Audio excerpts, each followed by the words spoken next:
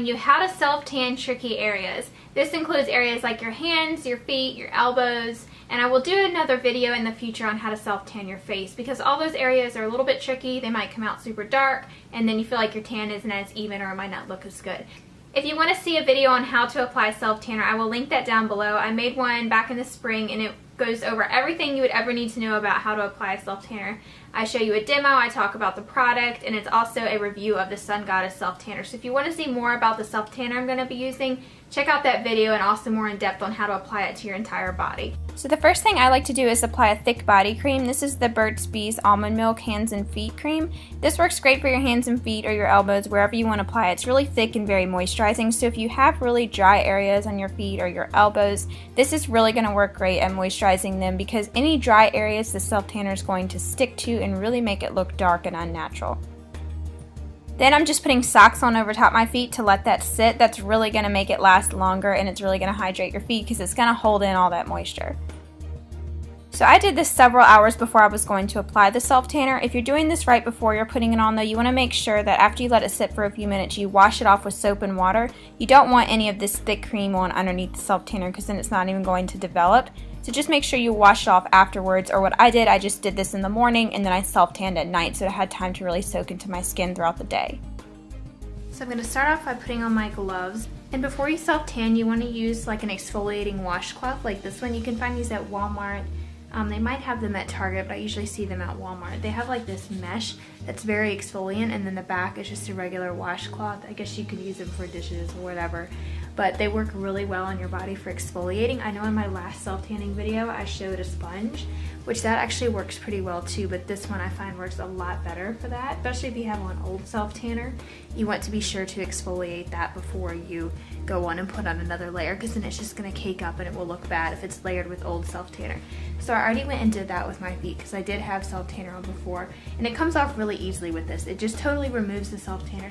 Getting a good self-tan is having bare skin with nothing on it. If you have extremely dry feet or dry hands or dry elbows, you do want to apply a lotion first that's just going to create a barrier, and that will help it to where it doesn't absorb as much. It doesn't soak in as much as the color. But if you have just normal skin or it's not very dry at all, mine's pretty much normal. I don't have to worry about it. I don't get any splotchiness really. You want to just experiment in different ways depending on how dry your skin is. So I'm just going to quickly show you how I do my feet. So I usually start off, I like to work in really small sections with this too, just so I know I'm applying it evenly. It kind of takes me a little bit longer, but I'm taking about this much.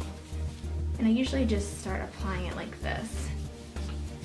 And I focus most of the color on the top of my foot, and then I just blend down whatever's left over on top of my toes. You don't need to go into detail and go between them and everything.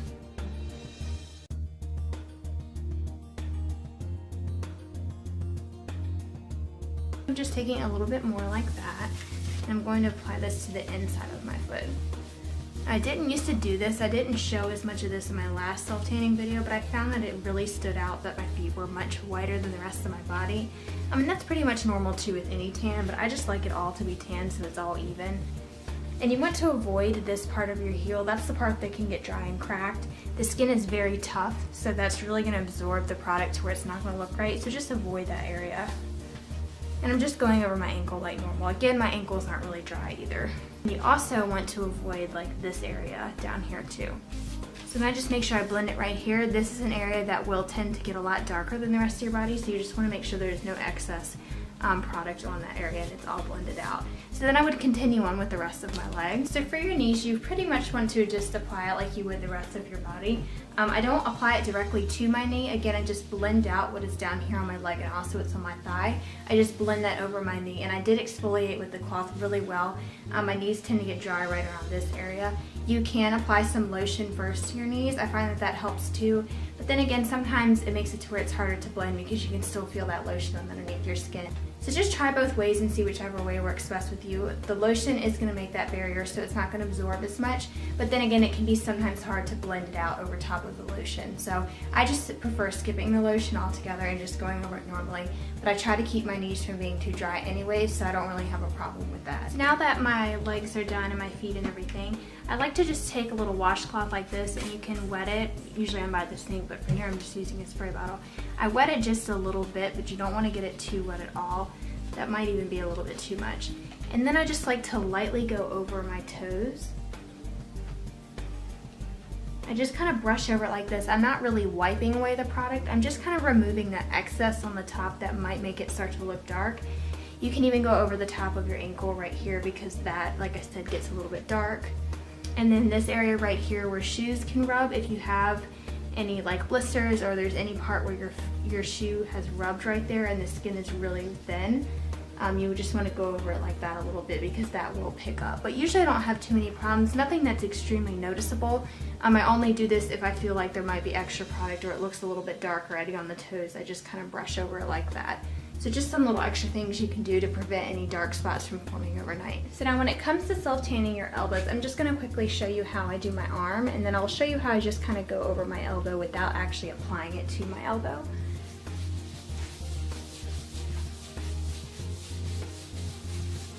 So I'm just blending whatever is left over right here quickly over my elbow, but I'm not going to start it off right here because that's going to put too much product there. Now I'm going to do this part of my arm. And I try, if I've already applied it to my elbow, I try to avoid blending it upwards. That way too much doesn't get onto my elbow. So I try to bring it down to my wrist. Now the inside of your elbows is another tricky area. This part will definitely get like a white triangle if you sweat in your sleep or anything. If you sweat at all in any areas when the tanner still hasn't developed, it is going to come off because it is moisture, it is going to make it come off. But usually I don't have too much of a problem. I try to sleep with the air on so I don't like get any creases here because I usually sleep with my arms like this under my pillow. So I try not to do that if I have self-tanner on overnight. But if I do end up with that weird thing in the morning, I just go back over it with a little bit more self-tanner. I end up with this weird V shape here once the tan starts to fade. But if you just buff over it with that cloth, it will go away right away and everything looks really blended together and it looks a lot better. I'm just gonna lightly go over my elbows like that, and that's just to kind of remove any of the extra that might be on there. Now if you do wake up and you end up with really dark elbows, just take that exfoliating washcloth or whatever sponge you use and just buff over it and it should remove it pretty well. So now for the tricky part, which is your hands, and this is always what I do last. I even do this after I do my face, so I don't want to have any tanner on my palms since I am going to be taking off my gloves to do my hands. So usually what I like to do is I start off by taking off my left glove. You might find that you get like a line right here where your glove stopped. You just want to take that rag and just kind of go over that. If you leave that line there, you might still be able to see it after the tanner has developed. So you just want to lightly go over it just so you can kind of, you know, blend over it so it doesn't show. Or if it got like really dark on your wrist, anything like that. And then I always get it right here, so I just try to get that off too before it develops. And another thing, you want to make sure that you're not going to be doing anything to where you would be washing your hands before you go to bed.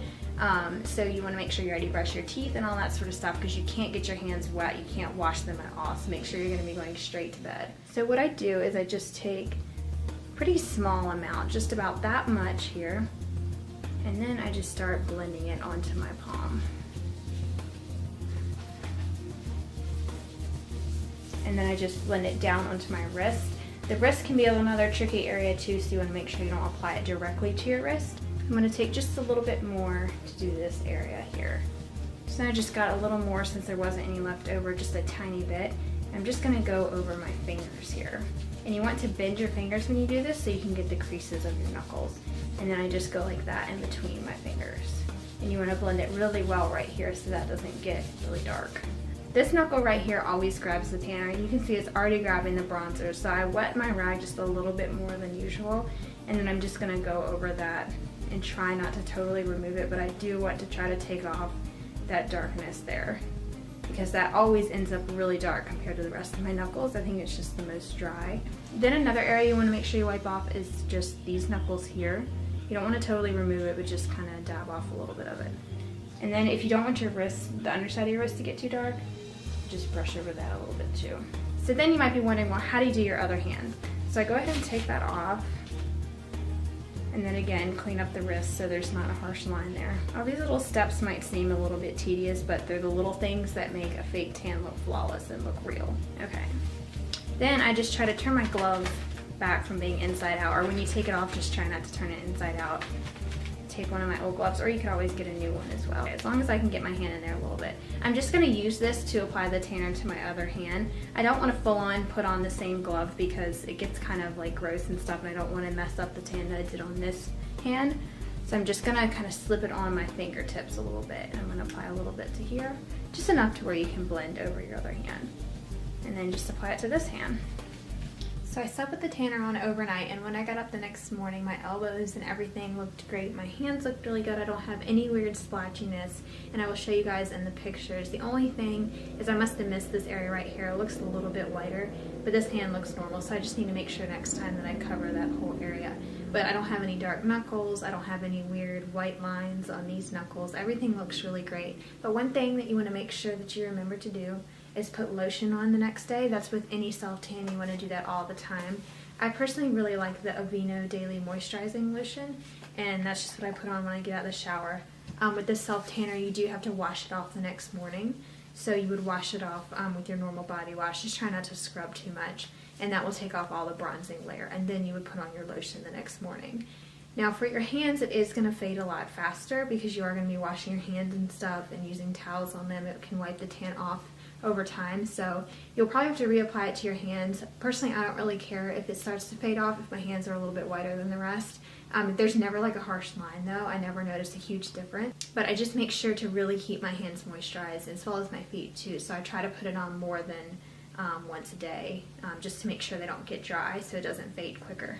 And I also try to make sure that right here I get that twice a day. I put that on at night and in the morning, just because that does get dry and it will start to get like a little patchy right there. So I like to make sure that that stays moisturized. So this is how my feet look afterwards. I know it's kind of weird like showing your feet, but I just wanted to show you they don't look splotchy, they don't look weird, they're not still white. It really took the tanner well with all the steps that I did. So that's it for my video on how to self-tan tricky areas. If you're interested in purchasing this self-tanner, I will have a link for it down below. If you use the promo code GLAMMYUP8, you'll get 10% off your order, so that's really great. And y'all know I love this self-tanner. I wouldn't be talking about it and using it if I didn't really like it. I've used it all through the summer, and it's August now, and I plan on still using it through the fall and the winter time so I don't get too pale. So don't forget to check out that video I mentioned where I show you how to apply a self-tanner to your entire body. Like this video if you enjoyed it, and don't forget to comment and subscribe if you haven't already. I'll talk to y'all soon.